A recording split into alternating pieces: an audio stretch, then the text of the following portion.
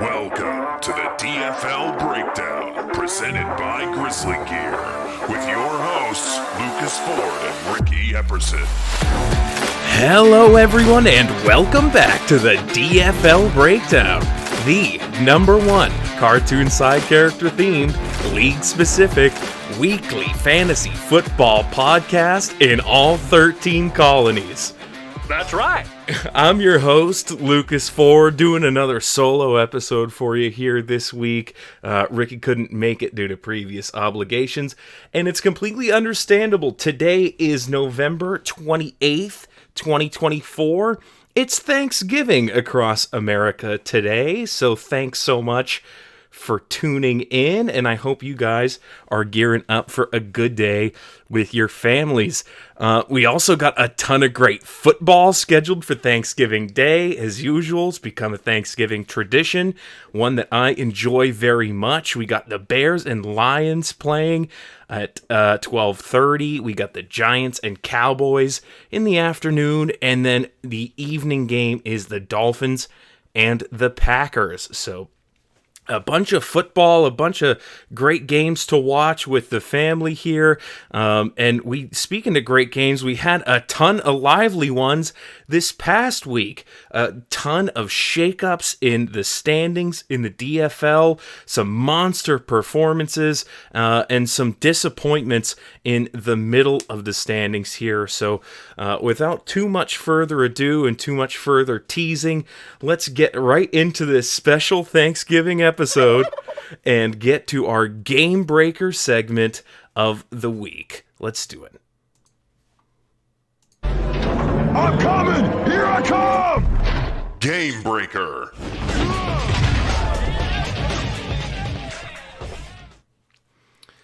All right, it's a little solo episode, and I get to pat myself on the back here with no safety rails here. I'm just doing it full speed. Saquon Barkley's our game breaker, the Ball Hogs running back extraordinaire, 46.2 points. He broke 300 all-purpose yards. He had 2 70-yard touchdown runs. It was an insane, record-breaking day from Saquon Barkley. And it was a huge part of my win over the #2 George Droids. So Saquon Barkley is our game breaker this week. We had a big performance out of Tua for Artie, and Alex had a big Cortland Sutton game. I also got a Trey McBride 25 bomb here, and that will kind of clue you into the kind of week I had, seeing 2 of my players in the Players of the Week column here. But let's get into the score summary, and we can talk a little bit more about the week I had versus Riley here in our first matchup of the week. Let's do it.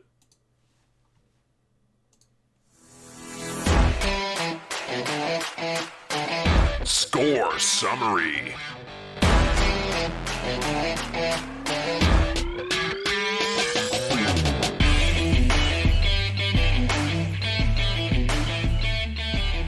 All right, so it was the return of the rematches here. This is a week 1 rematch where Riley had won against me, but I got my revenge this week with a 171-point bomb. It was a smackdown. Riley only got 117.5 points, and it was one of the larger margins of the week and the #1 score on the week. So I'm very, very happy about this performance.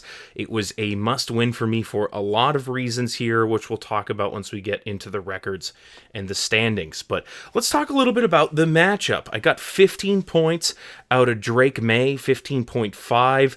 This was a day that was salvaged by a long bomb touchdown at the end of the game that had no business being caught. It was a garbage time touchdown for sure, but I take those. They count just the same for fantasy points, so I take those on this team here. We talked about Saquon having a massive day. Yeah, 302 all-purpose yards, 4 receptions, 2 touchdowns. Just a monster day, breaking LaShawn McCoy's record previously held. That was the Eagles' rushing record there.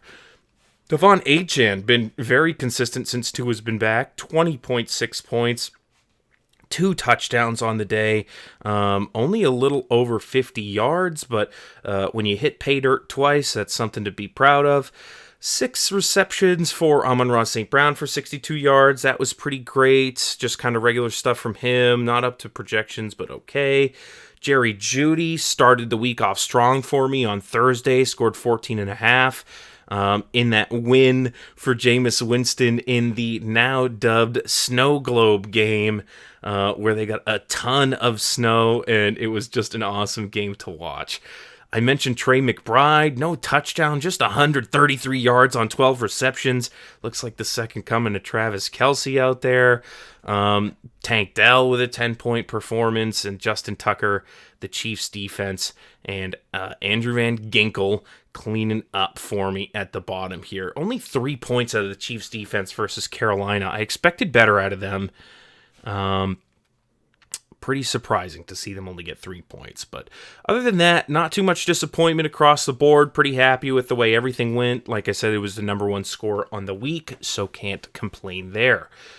Riley, on the other hand, not so much. He missed his own projections by a good 15 points. Only got 17 out of Jalen Hurts. It was just a Saquon Barkley day, and that was the unfortunate part of the matchup for him. Christian McCaffrey has struggled since he's been back. He hasn't really been as fantasy relevant as he was last year. He's looking to return to form soon, but this Bills game this week could be in the snow up in Buffalo, so we'll see how well Christian does there. Brian Robinson got hurt early. He came back in and made a few more runs, but I think they decided to shut him down. He rolled an ankle or something, so only 3.9 points out of him. Josh Downs also went out early, I believe. Only 3 receptions for 27 yards. He's got a nice little questionable tag now. We'll see if Riley uses him moving forward. CeeDee Lamb still putting up a ton for the production here. 10 receptions for 67 yards. Not anything crazy, 6-yard average on catches is not anything to write home about, but when you get 10 receptions a game, that's very consistent volume that you like to depend on in fantasy. Let's see, we got 114 yards for TJ Hawkinson this week against the Bears in that close matchup that went to overtime. Even Brandon Aubrey doing Brandon Aubrey things, even though he actually missed 2 field goals this week, which is a huge surprise for Brandon Aubrey. That's a bunch of points left on the board right there. Zaire Franklin kept up and even exceeded Ginkelberg's production there, so I got to hand it to him there. A sack, 13 tackles, and a quarterback hit. But it wasn't enough to keep Riley relevant here. So he not only takes the loss in this one, but takes a median loss as well. He moves down to 15-9 with this one, and I move up to a 500 record at 12-12 here. Big matchup for me here. Let's look at the second highest score in another big 2-0 win versus an 0-2 loss. That was the Women in the Kitchen versus the newly redubbed Goofy Goobers. They used to be the Hamburglers. They were Ron Burgundy for a little while, and they've had a couple rebrands. He was Donald Trump 2024 for a little bit, but now he is the Goofy Goobers back again, and he goobered it up this week for sure. Only 103 points to Chris's 170. And a lot of it comes from Jared Goff only getting 9.7 in their win versus the Colts. It seems like he didn't really have to try all that hard, and he didn't get any passing touchdowns. So not a great fantasy day for him in that win. James Conner only 9.9. Not quite was expected there, but salvaged his day with some reception work. 7 carries for 8 yards is pretty pitiful on the ground. Kyron Williams, this is a guy that's been... this is a guy that's been struggling as of late, I believe. It's really just been very inconsistent, for the few weeks, and I'm not lying there. 10.2 this past week, 8.6 before that, 11.2, 9.5. That's not great for someone you had to draft very, very high, and is supposed to be someone carrying your team here. 10.2 points. That is rough. Nico Collins has been just right back to form. 92 yards and a touchdown. Should have had more. But a long touchdown was called back on a penalty, so that hurts. Romeo Dobbs, 8.4. He got a concussion in that game, wasn't able to continue. Zach Ertz with a productive day, got a touchdown and 6 receptions there. And Rico Dowdle was also productive as well. But a surprisingly low-scoring day for the Minnesota Vikings defense and for TJ Watt. And that kind of coincides right with that 103-point total there. Weak performances from his studs will do that to you. Chris, on the other hand, got the opposite. Almost all of his players on bye, his quarterback, his wide receiver 1, his wide receiver 2, all on bye, and it didn't end up mattering. Bo Nix put up 23 for him. Josh Jacobs put up 28.6 for him. He's been incredibly consistent and good this year. Joe Mixon, 9.5, not what you expected. A rare off day from him, but not enough to matter to Chris. Even got 0 points out of the Quentin Johnston start that he had to make. That was pitiful to watch. There was 3 drops on 5 targets, 0 yards, 0 catches. The dude just couldn't do it at all with any opportunities he had. I wouldn't start him for the rest of the year. I don't care what kind of blow-up game he has on my bench. That dude is unreliable and undependable. We've got Terry McLaurin putting up 21.2 points. Again, he had a monster touchdown where he broke away. I think it was like a 70-yard touchdown where like 40 yards of it was running, and that was at the end of the game to almost tie it up, but then Seibert blows it and misses a PAT, and the Commanders lose on that one. So that was a pretty heartbreaking loss for them, but Chris didn't care, got his fantasy points out of it. We got George Kittle getting 20.2.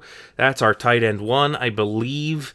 I know Bowers briefly took the mantle back, but God, every time George Kittle is on the field, he is scoring massive points. I don't know why you wouldn't ever start him ever for any reason. Kareem Hunt, 11.7. I know Chris was sweating about this start-sit decision. Chose Kareem Hunt, and was a pretty decent choice. Jonnu Smith, he was considering. I talked to him about it, and he decided against it because Isaiah Pacheco wasn't going to play. The process isn't flawed, but Jonnu Smith has just been crazy heavy involved in the Dolphins' offense for whatever reason. He's just like a center point of it right now. I don't know why the offense functions and runs through Jonnu Smith, but that's what it is.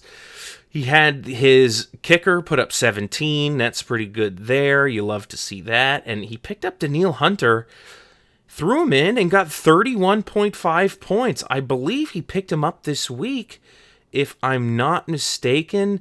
November 9th. Yeah, he picked him up this week here. I'm going to go ahead and give it to him. Waiver Warrior. That's our Waiver Warrior. Chris, second week in a row. He's got the Waiver Warrior. Excellent job there. Chris is just picking guys up off waivers, and they are exploding. Seems to just fall in line with the rest of his season and how things have been going for him as of late. But, man, he continues that win streak. I believe it's 14 in a row for him now. That is just wild. I've never seen anything like it. And someone needs to stop him before he runs away with the back-to-back here. But that brings him, 18-6, and the Goofy Goobers move down to 14-10. This was the beginning of a trend here. That was our number 3 player, George Droid, lost to me 0-2. We had the number 4 player, the Goofy Goobers, lose 0-2 to Chris. The number 5 seed so far by record this week went 0-2 in his matchup. And let's talk about that one. That was Eric versus Herbert the Perverts and Mike. And the Stroud Boys only put up 1-0-2. Decent performance out of CJ Stroud, but Charbonnet and Jerome Ford both massive disappointments. Mike Evans was good in his return, but not good enough to carry him anywhere. Cade Otton with almost no work. only 3 receptions in that win versus the Giants, or 3 targets, 1 reception for 30 yards. So not much doing there. Jacoby Myers was great, and Kaimi Fairbairn was great. Even the Pittsburgh defense was good, but Zach Bond only got 3 tackles and led to just a disappointing week out of the Stroud boys. And this puts him in a pretty tough predicament here. He's at 12-12 as well.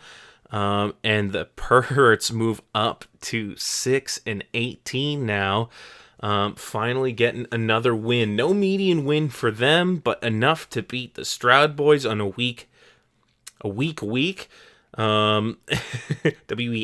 W-E-E-K. And here's how. It was Tony Pollard scoring 22 points. It was Justin Herbert scoring 16.6 on Monday night. Wasn't anything huge, but it was enough to get him there.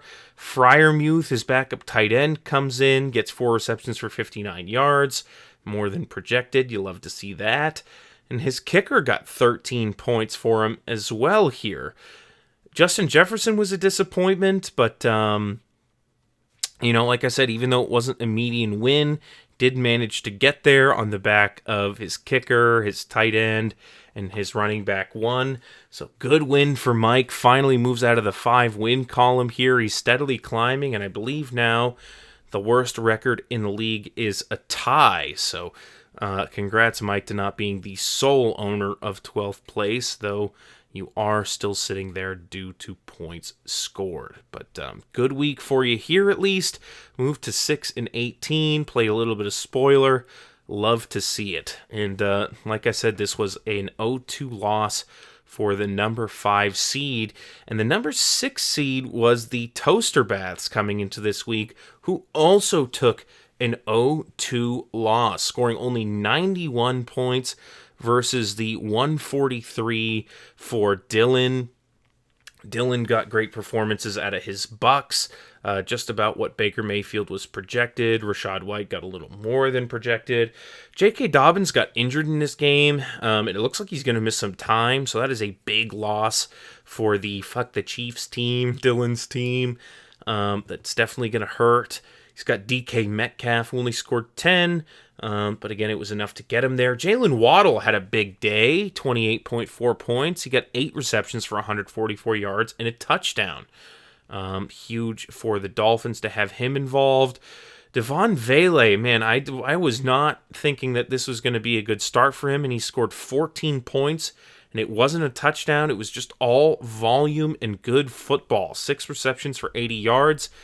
We might be dealing with the real deal there. Njoku only got 4 points on the day. It was a 2-point conversion mostly. So not anything crazy there. But Dicker came in on Monday night and made a big difference for this team. 26.6 points. A bunch of long kicks here. 2 50-yarders. But made 3 field goals on the day. They lost that game, but Dicker was trying his hardest to keep them out of the L column on that one. So good game for Dylan there. He moves to 10-14. The Toaster Baths sink down to 11-13. And if you're paying attention, you'll notice that the 3rd, 4th, 5th, and 6th team all took 0-2s, leaving a massive power vacuum right in the center of the standings. So really interesting stuff to see as we continue into the late stages of the regular fantasy season. Let's look at a couple more matchups before we get too sucked up into the standings, though. Let's look at the 69ers versus the Dogs. This was a high-scoring performance, unlike the Stroud Boys and the Perverts. These guys, by the way... Wet Noodle Fight of the Week. Gotta call it. It was a rough one for them. I didn't mention it when we were going through it the first time, but these guys were definitely the Wet Noodle Fight of the Week. 2 losses to the median. Barely broke 100 points on one side. So tough stuff for them there. But not the case for this matchup between Alex and Corey. 164 for Alex and 140 for the Dogs. Corey taking the L on this one, but still getting a median win. Jaden Daniels back to his high fantasy performing ways. 34.9 points on the day. We also had Amir Abdullah making a start for the Raiders and being very productive, getting a touchdown for the 69ers. So a really great spot start for him. Could have been the waiver warrior had Danielle Hunter not gone absolutely sicko mode this week. Yeah, so that is crazy stuff there. I don't believe Chris started him last week. I don't know. Waiver Warrior. You're a waiver warrior too. I didn't do any research, so this is what happens. We're just handing out waiver warriors like hotcakes. Let's see here. It was Amir Abdullah going from there, but it was also Ramondre Stevenson, who didn't quite do as good. Only 3.3 points. He's really becoming more and more unreliable, and that is a tough pill to swallow there, though Alex, I'm sure, not too concerned, seeing he took home a big win. Cortland Sutton with 2 touchdowns, almost 100 yards and 8 receptions for almost 30 points for him. Calvin Ridley, productive again, 5 receptions for 93 yards. We had Hunter Henry score 9.4 points, right about where he was projected. And Puka Nacua having an excellent day, 9 receptions for 117 yards. His defense, special teams, kicker, everything down here seemed to perform adequately. We got a 13.6 point performance out of, is it Jacob Bates? John Bates? I don't really know his name. It's Bates. And the Houston defense scored him 17. So getting 30 points out of your 2 quote-unquote throwaway positions. You love to see that if that's your team. But if you're playing against it, you're not too happy. And I'm sure that is the case for Corey. He got almost 34 points out of Patrick Mahomes, 3 throwing touchdowns on the day. He's kind of coming back to form with being reliable in fantasy. But it was the Panthers. You really want to see massive gains against the Panthers, and they barely won that game. Insane. That is the NFL for you. Najee Harris, only 7.4. Somewhat inefficient on the ground. Pretty inefficient. It was like 3 yards a carry, if not less there. DeAndre Swift, pretty similar. 13 carries for 30 yards. In that loss to Minnesota, he was pretty much a non-factor besides one pretty nice catch he had down the sideline. Cooper Kupp with 60 yards and a touchdown on 8 receptions. Did have a fumble, but that's okay. He scored 19 points. I'm okay with that. We got Jaden Reed going, only 5.6 for him. Sam Laporta, 4.9. George Pickens, 8.8. A lot of disappointment in the middle of the lineup here. And then just some explosions out of his other guys here. Daniel Carlson, 21 points as his kicker. Got 9 points out of New England's defense in that loss. It's because we got a pick 6 on there. It was a fumble recovery for a touchdown for Christian Gonzalez, which was a pretty fun thing to watch. And then Micah Parsons with 2 sacks and 3 quarterback hits, 8 tackles, 21 points for him. Yeah, getting 51 points out of those 3 positions at the bottom. Again, a recipe for a high score and a median win, but unfortunately for Corey, not a recipe for a win in his matchup this week. Alex moves to 11-13 with this 2-0 win, and Corey moves to 9-15 with this 1-1 week for him. We got one more matchup to talk about. That is Bill Cosby Sleepers versus Ricky's Perfect Cell team. And this one was close. It came down to the wire as well. Lamar Jackson playing Monday night, but throwing to Mark Andrews. He also had Derrick Henry going as usual. A lot of different things happening for him here, but managed to pull out the win in the end, and the top of his lineup looking as strong as ever. 27 points out of Lamar, 21 out of Aaron Jones, 25 out of Jahmyr Gibbs. All great weeks beating their projections there. Only 9.8 out of Tyreek Hill and 11.4 out of Malik Neighbors.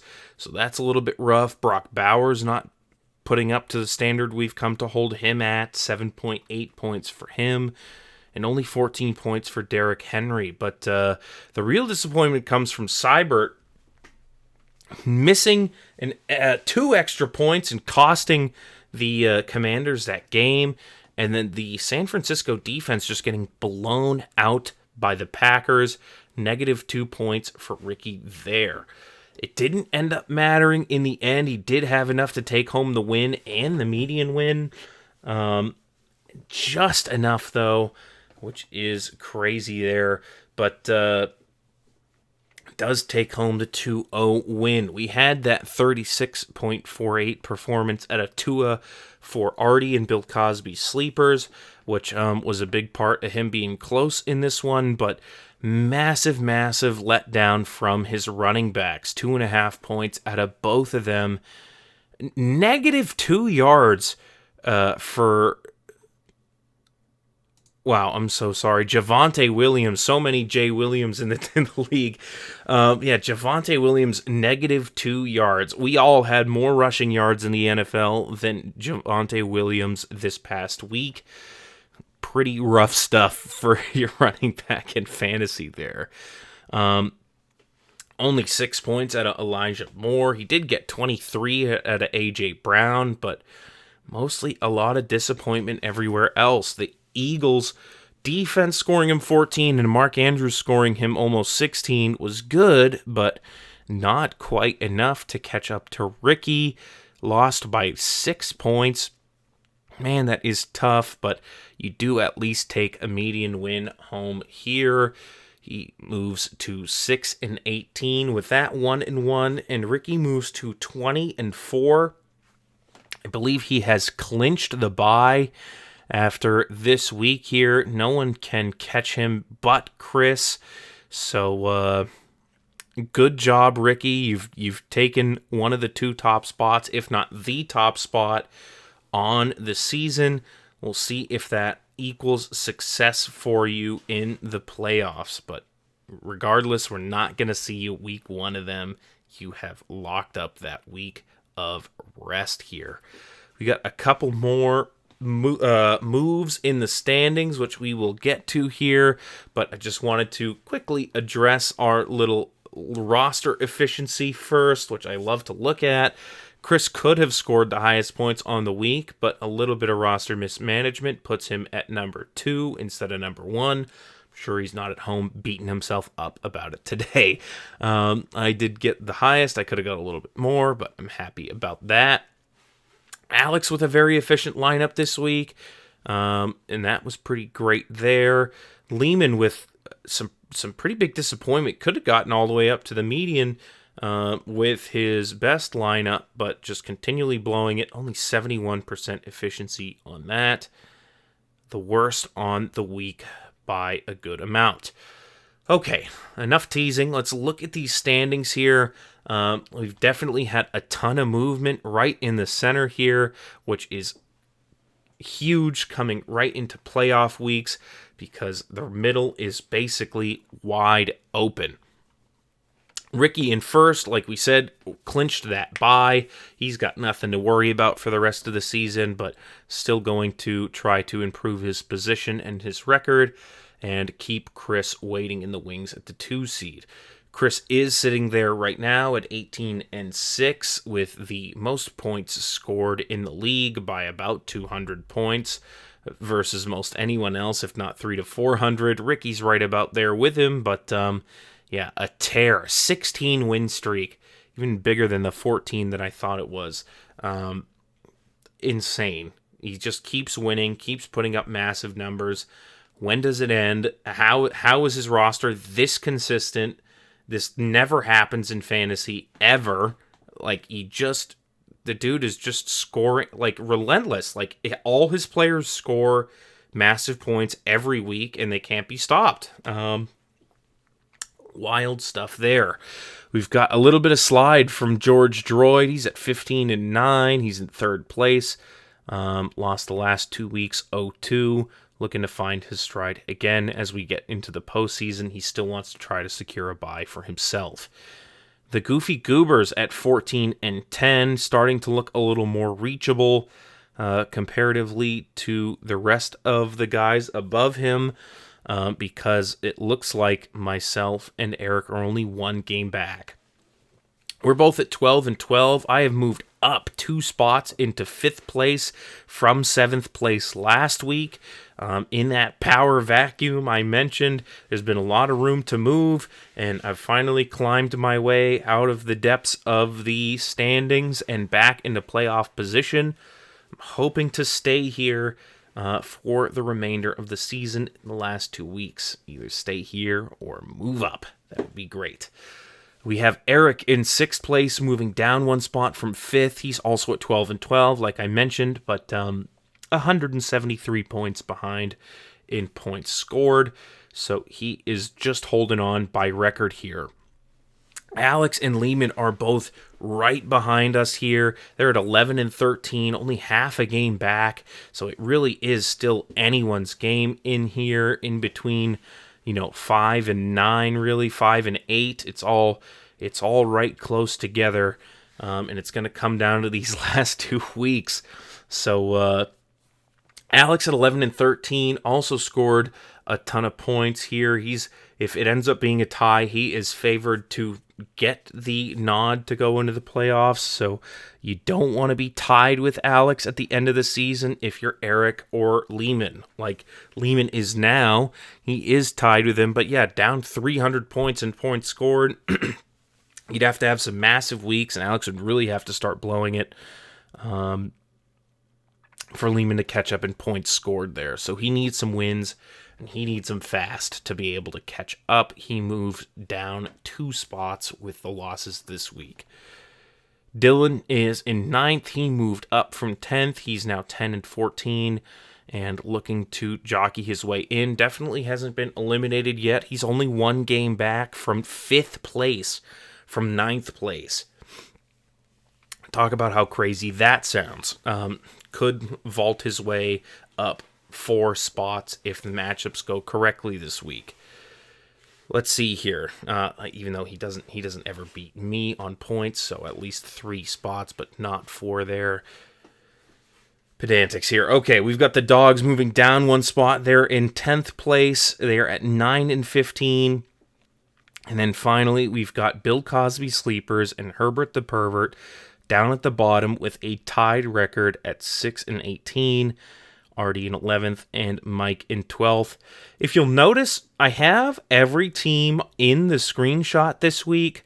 I figured it out, ladies and gentlemen. I know how to take a longer screenshot now, and I've gotten Mike in the picture. Welcome, Mike. I hoped that you would move into the picture through other methods, but if you're going to stay at the bottom for this long, I feel bad leaving you out of all the standings talk. Here you are in all your glory at the bottom of the leaderboard here. Okay, that is going to do it for the score summary, for our standings talk, for everything that has happened this last week.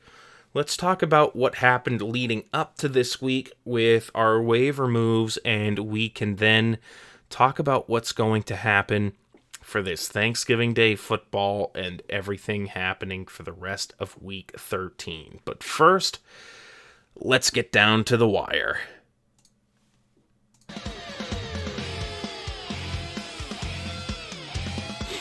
Down to the wire.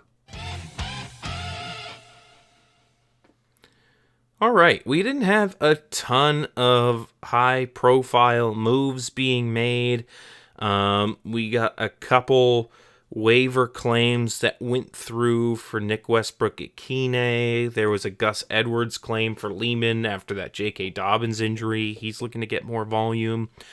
And Chris picking up Roschon Johnson and ditching Tyler Lockett, looking for a little more depth at running back. I don't know why Roschon Johnson specifically, but that's the kind of talent that's out there right now. Ricky doing a little bit of a kicker swap and then swapped his kickers again, so this isn't even relevant there.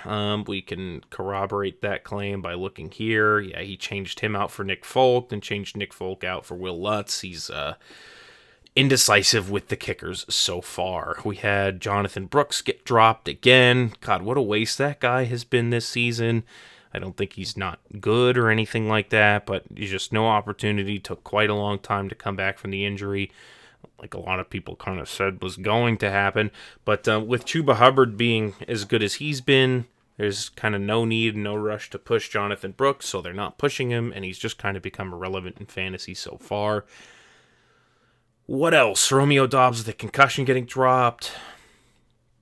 Noah Gray moving around. I picked up the Bengals defense and dropped Tyler Algier, and I also ditched Tommy DeVito. Not much else happening for waivers. We'll see if any of those claims, free agency waivers or otherwise, end up in anyone's lineup. We're past the trade deadline, and we have been for quite a little while. That being said, there was almost some trade drama this week, but it was quickly squashed. We were having a little fun late at night a couple nights ago, and I pushed through an off-the-books trade that they both agreed to, but decided that the deadline had been long past, and it just wasn't right to push a trade through, even though we were all just having some fun and shooting the shit. It wasn't good, so we moved on from that. But speaking of moving on, let us move on from the wire, since there wasn't much happening there, and get into the projection preview for next week.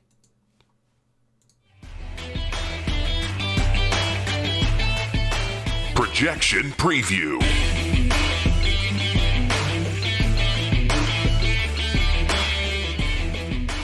All right. Let's take a look at these projections here. We've got a bunch of close and important matchups this week. This is everyone's rematch from week 2. It is a lot on the line this time. It's not just everyone with their training wheels on, feeling things out. Everyone knows what their team is about, knows what they're trying to do, and is trying to get it done at the end here. My matchup versus Ricky, if you'll remember, this is one week 2 that I lost on Monday night by like half a point because Saquon dropped an easy first down catch, and that effectively ended the game for the Eagles and for myself. But Saquon has since made up for it here. I really want him to make up for it in a big way this week against Ricky, though, because they're playing on Sunday versus the Ravens. It's an Eagles-Ravens matchup. Ricky and I are both going to be very concerned to see how that one goes. And we're going to be watching it together. For those of you who don't know or aren't aware, we're having a big party this weekend, Sunday, at my place, watching all the football action together. Everyone who can make it that's in the state. It looks like we're going to get just about everyone that's in the league. And we're going to see how all this playoff action shakes out live together. And I'm really excited about that here, and I'm excited to see all you guys. So I hope you enjoy your Thanksgiving today, and then we have a bunch of great football on Sunday here. I know Ricky and I are both going to be glued to the screen at 4:25 when the Eagles are playing the Ravens, and our main guys are going head-to-head here. I'm still riding the Drake May dream. He's playing against the Colts, which have had a tough defense sometimes, but it's beatable. It seems like they give up 30 points, but it's like not in a way that's fantasy relevant every week. It's really frustrating, but I'm hoping it's relevant for Drake May regardless. He had his first kind of stumble of the year, a game that looked like he wasn't just shining and flawless behind a shit team. He showed definitely some rookie mistakes as well in that one. So I'd love to see him bounce back and be great in that game and keep up with Lamar Jackson, which is, I can't even get through saying it without kind of giggling there. I've got a couple games happening on Thursday. I'm sure most of us do. Ricky and I also have this Jahmyr Gibbs versus Amon-Ra St. Brown matchup to pay attention to today versus the Bears. That should be very interesting to see. I've also got Devon Achane going tonight, and then I've got Brian Thomas on Sunday versus Houston. I don't think Ricky has anyone on the Houston lineup or anyone on the Jags, but he's still got a couple Sunday games to be looking forward to as well. I have Tank Dell in that game, but he's got no one in that game. Instead, he'll be paying attention to Sunday 1 o'clock Seahawks versus Jets. Garrett Wilson going for him, and he's also going to be looking at the Vikings versus the Cardinals, as he's selected Aaron Jones to be his flex this week over a good number of options. Tyreek Hill riding the pine, Devontae Adams riding the pine. Just really wants to run with Aaron Jones here, so that's going to be who he's flexing on that one. He fumbled his kickers around a few times and settled on Will Lutz, so we'll see if that ends up being a good pick for him there. And he picked up Budda Baker a week or two ago. See if that ends up doing anything for him as well. Was it a week or two ago, or did you just pick him up? Yeah, it was a couple weeks ago. He's been solid for him so far here. I've got Van Ginkel going in that same Aaron Jones game. I hope Aaron Jones doesn't run the ball a lot for a couple of reasons. I want the defense to be playing more defense and Van Ginkel to be getting more sacks, tackles, and passes defended.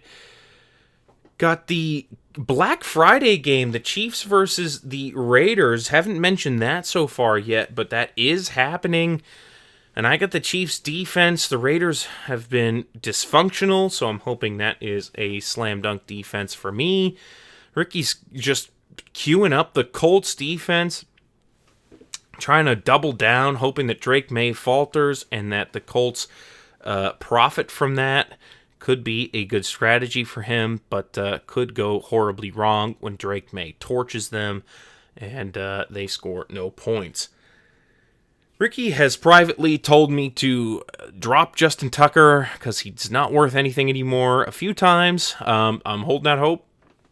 He's already missed enough kicks for this to be close to his worst season ever. So if he misses more of them, it would be really absurd and shocking here. So I'm thinking he writes the course and he just has a great smooth sailing for the rest of the season, and I profit off that. At least I'm hoping that's the case. I also, it's kind of over Trey McBride a little bit, but we talked about that Minnesota versus the Cardinals game. Hoping that's a good one for Trey McBride again here. Brock Bowers is in that Black Friday game, and Malik Neighbors is playing today versus the Cowboys. God, when I looked at that schedule, I got to be honest, I'm kind of buckling up for some disappointment. I feel like the Lions versus the Bears isn't going to be as exciting as people want. I don't think that Caleb Williams is really going to put up that much, and I think the Lions are going to get slowed down a little bit by the Bears defense. So low scoring, not really exciting to start the day, and then we're going to move right into the Giants versus the Cowboys. These teams both, their starting quarterbacks from the beginning of the year are gone. Daniel Jones is gone. Dak Prescott is just injured. But they're just shells of their former selves. That's not supposed to be really all that exciting. It's a divisional matchup, but it's NFC East, aka NFC Least. No one likes watching that in prime time, but we're forced to every year. If this is anything like previous years, though, the Cowboys would win in a landslide and then eat a bunch of turkey. So we'll see if that happens this year here, and if Malik Neighbors gets any volume. All right, let's move on from my matchup versus Ricky and talk about another somewhat consequential matchup here. It is the Toaster Bass versus the Women in the Kitchen. Chris is bringing back Slim Shady. Joe Burrow's getting out there. He's got Josh Jacobs and Joe Mixon still going, but he's got BBL Drizzy. He's got Drake London back in his lineup as well. T. Higgins is back. He's really just going all out. He's projected 144 points, and that's more than most, but less than he's been averaging this year. And I believe that he will hit those projections. His team is looking scary. He's got Josh Jacobs going tonight versus the Dolphins. But other than that, it's mostly Sunday stuff, which is surprising given the amount of Thursday and Friday games we got this week. We've got Josh Allen going Sunday night versus San Francisco. I mentioned that might be a snow game. I've already bet the under on this game because I'm expecting it to be kind of crazy. They're saying 30-mile-per-hour winds, half a foot or more of snow. Expecting a lot of run game, a lot of low scoring, and them to be wrapped up pretty quickly there. We've got David Montgomery and Bucky Irving going for Lehman. I believe he made the wrong choice and sat Bucky Irving last week on Bucky Irving's best game of the year. But he's playing against the Panthers, so you're expecting to get a bunch of points out of him in that matchup if he's reliable here. We'll see if that's the case. Jackson Smith and Jigba, been hard to predict his blow-up games, but he's been having them. It's possible for him to have one again. Same with Ladd McConkey, especially after that performance out of Quentin Johnston that I lamented about earlier. Ladd McConkey should really have more of your faith in that offense because he's not Quentin Johnston, which is a huge plus. Dallas Goedert getting fired up for Lehman here. I believe he's had other tight ends throughout the year, but this is his only one now, so that is what he's running with. And then Chase Brown is his flex, who has been solid, but is playing against Pittsburgh's defense, which is, of course, very tough, the highest paid defense in the league. We'll see if the Commanders' defense does anything good versus Tennessee, or if the Lions' defense today does well against the Bears, as I had predicted previously here. Brian Branch, though, that could kind of even things out if the Detroit defense is getting points. It could be Brian Branch getting those points for them. So we'll see if that works out for Lehman. All right, let's talk about now the Goofy Goobers versus Dylan and the Fuck the Chiefs team. The Goofy Goobers are heavily favored. Dylan's rolling out Noah Gray this week at tight end over David Njoku. He really is believing in Noah Gray. Picked him up in free agency. He's got Devon Vele going again. Man, yeah, over Ricky Pearsall. He's really just embracing these waiver guys he's picking up, and if it keeps working out for him, more power to him here. He's still got DK Metcalf, who's made his way to his team here, playing against the Jets at 1 o'clock on Sunday. We'll see if he gets another long bomb pass or what's going on with him. He's been kind of on and off the field with some injuries and stuff so far this year. Justice Hill busted off a massive touchdown run last week, which was pretty cool. Yeah, it was like a 50-yard touchdown or something. Pretty great to see if you're a Justice Hill owner. Dylan obviously hoping for that again this week. He's not favored in the projections, and it's not because he's missing anyone here. It's just kind of player quality that is helping out the Goobers. It's Jordan Love as his quarterback, projected just about the same as Baker Mayfield versus the Panthers. Ooh, little revenge game. I didn't even notice that from his time on the Panthers there. We got James Conner in the Dome versus Minnesota. We got Kyron Williams hoping to get his mojo going again here. Hasn't really been doing it the last few weeks, but he's named Game Breaker now, so I know Nate is hoping for something special out of him. Devonta Smith is back after missing time from his injury. Nico Collins is here against Jacksonville. That's a super soft matchup you expect to succeed in. Jamar Chase is back. That is huge for Nate. And Chris Boswell ready to kick some more field goals for the Steelers here. It's really, like I said, it's just looking across the board when you're comparing Jamar Chase versus, Devon Vele or Nico Collins versus DK Metcalf, Kyron Williams versus Justice Hill. It's like, who would you rather have? It's Nate's option on pretty much all of these. So we'll see if the underdog is able to pick this up here. Pretty close between these guys, too. 10-14 for Dylan, 14-10 for the Goobers. This is a must-win for Dylan. He's got to get this one if he wants to try to get in. He's running out of time to make a positive record and make the playoffs. The Stroud boys are facing the Dogs.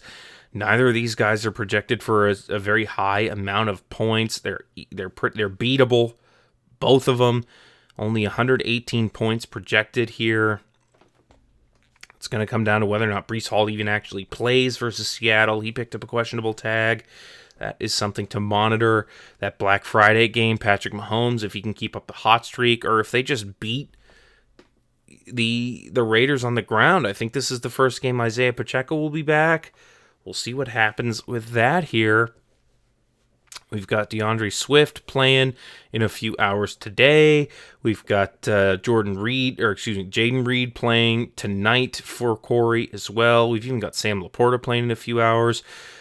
JMO's playing in a little bit too. Gosh, they got a lot of Thursday action. We'll see if those guys are watching some football with their family. I know Corey is going to be at my house eating my turkey that I have made and everything else I got prepared today.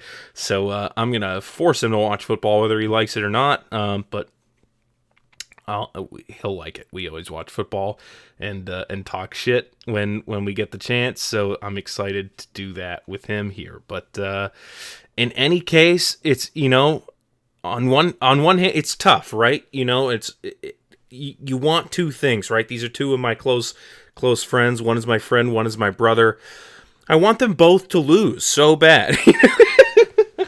It's always fun to see Corey lose, but I always want Eric to, we're tied in record, so I'd like to see him lose as well. That means I'm hoping for a wet noodle fight of the week. I'm thinking it's got to be the wet noodle fight. That's right. And, and that would be great for me if these guys just kind of blow it this week here. They're projected to be a pretty wet noodle fight, so that is what I'm knocking on wood, crossing my fingers, and rooting for on the inside here.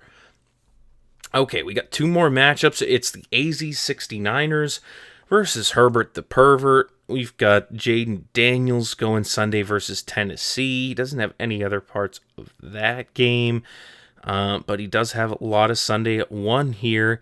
In fact, very few Thursday matchups at all. It's just going to be his kicker going versus Chicago in that Lions game that we mentioned. But other than that, he will be waiting till Sunday when he's at my house watching football as well. Jaden Daniels, Bijan Robinson versus the Chargers. That's going to be big for these two guys. Justin Herbert versus Bijan Robinson. See who scores more points there. They're projected pretty close to each other. Tony Pollard only projected 10 points versus Washington. That's another kind of similar matchup. We've got the quarterback versus the running back of the opposite team on both sides here, which makes for pretty interesting watching of football there. You're hoping that both teams are scoring fast if you're the quarterback holder, or scoring slow if you're the running back holder. You want them to be on the ground a little bit more here, but in any case, it's not the only Tennessee part in this game. It's Calvin Ridley going for Alex. He's just hoping for full air raid there. He's also talking a lot of shit to Lehman with these nicknames. He changed all of his nicknames to something derogatory towards Lehman, it's odd because he's playing against Mike. If I had to guess, I'd say it's because their record is the same and they're fighting for that playoff spot. They're both 11-13. So Alex is trying to put Lehman in the dirt, calling him a lib, telling him he hates tits, which is impossible. And he's also failed algebra apparently. So just a lot of libel and slander being thrown around in Lehman's direction from Alex, and we'll see if he stands for it here. Alex is looking to take home a win against the last place team. Again, a must-win situation for him, so he's definitely got to pick that up. You lose against the last place team in week 13, you are dead in the water pretty much. I don't think there's any coming back from that if you're Alex here, so Back these words up, Alex. Take that win home, and you might have a chance still here. Mike, on the other hand, is really hoping to maybe leapfrog not only Artie, but even Corey in the standings. If he can get there, he can technically get there. Dylan and the Dogs, Corey, are both still eligible to make their way down to a toilet bowl bye here. With 2 more weeks of football left, that's 4 more wins available on the board. So Mike and Artie could both technically get to 10 wins, which could push Dylan and Corey down if they don't win any more in the season here. So it's still possible. If they keep trying to improve their position, they may be able to get to a better spot yet. But for now, they are they're pretty much locked in towards the bottom. I know that's what Mike is trying to do, trying to get some late season wins, play spoiler, and possibly improve his odds in the toilet bowl. But for now, he is staring down that bye and staring down Alex being projected a good 12 points more than him here. Let's look at our last matchup. We talked about Artie not quite being sealed into a toilet bowl bye, but pretty close to it.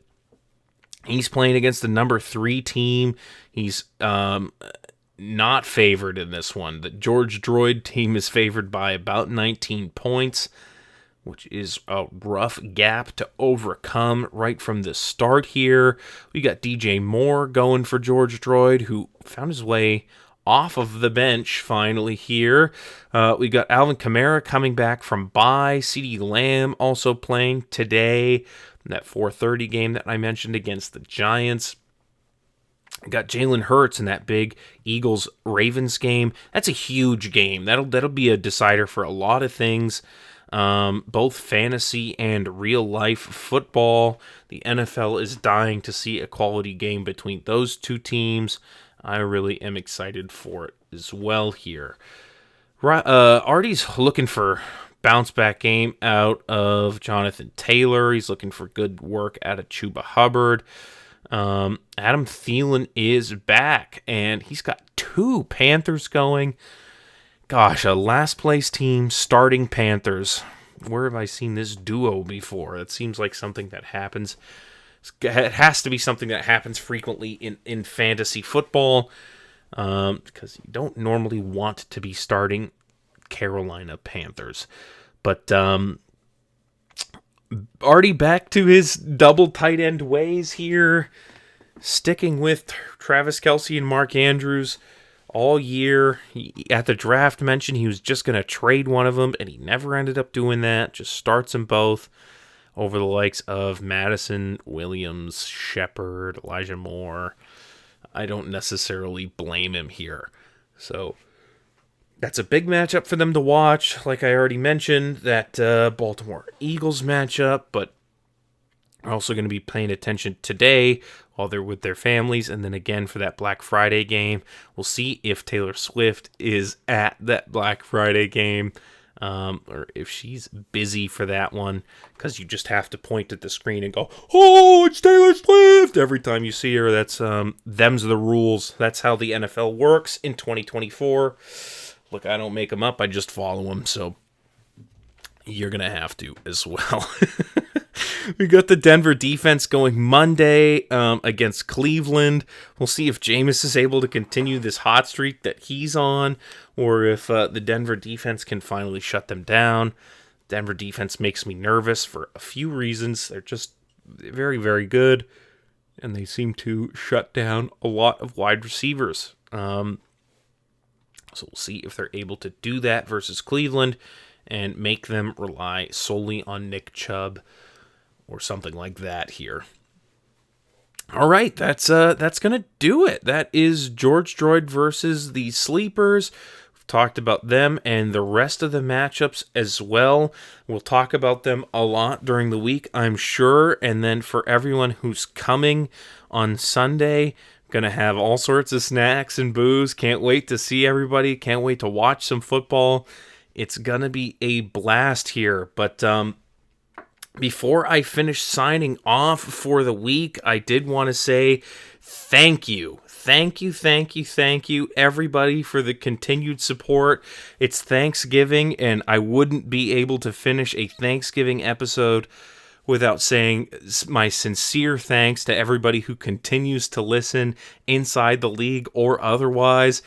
I love all you guys. The support means everything to me. It's really a ton of fun to be able to just do this and put it out and have guys talk about it and listen to it, and just be involved. This is definitely when I started the league what I wanted to be happening. Everybody talking, everybody having a good time, memes, laughs, and fun at every turn.